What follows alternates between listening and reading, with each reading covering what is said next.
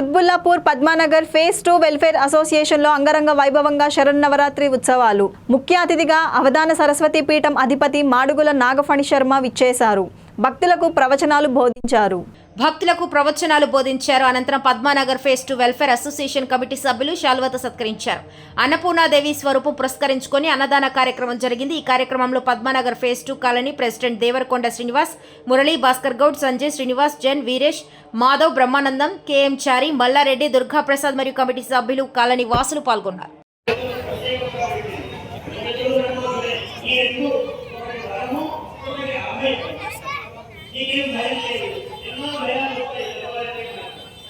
సన్మానం చేసినప్పుడు ఇప్పుడు ఒక చిన్న రెండు మా యొక్క దీవెనలు ఇవ్వాల్సిందిగా కోరుతున్నాను. ముందుగా ఈ మీరు సరస్వతి పుత్రుడని ఎన్నో మాటలు విన్నాము. ఆ సరస్వతి కన్న తండ్రి మీరు కొడుకుగా ఈ కలియుగంలో మెదులుతున్నందుకు మీ పాదాలకు వందనాలు.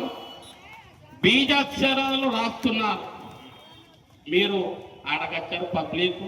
ఈసారి ఒక 5-4 నేను పంపిస్తాను. ఆ నాలుక మీద బీజాస్త్రాలు రాయవలసిందిగా కోరుచు. రాని వాళ్ళ కోసం మీ ఆశీర్వాదం ఒక్కటి ఇచ్చినాక మరొక క్వశ్చన్ అడుగుతాను.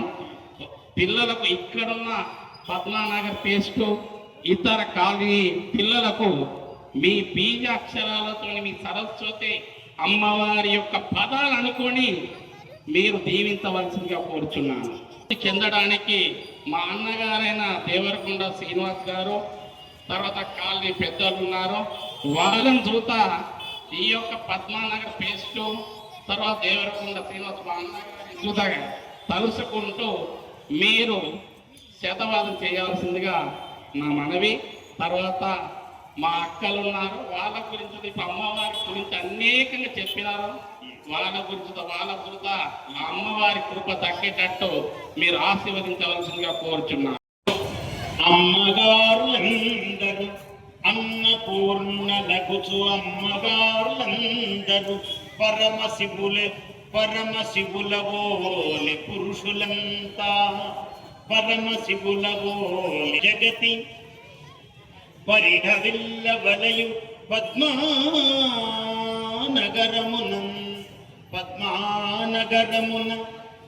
పరిఢవిల్ల వలయు పద్మానగరమున అఖిల సిరులు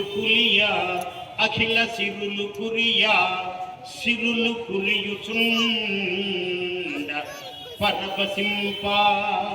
ఈ పద్మానగరములో ఐశ్వర్యములు కురిసేటట్లుగా అమ్మగారులందరూ అన్నపూర్ణలుగాను, పురుషులందరూ పరమశివులుగాను. పరమశివుని యొక్క లక్షణం ఏమి అంటే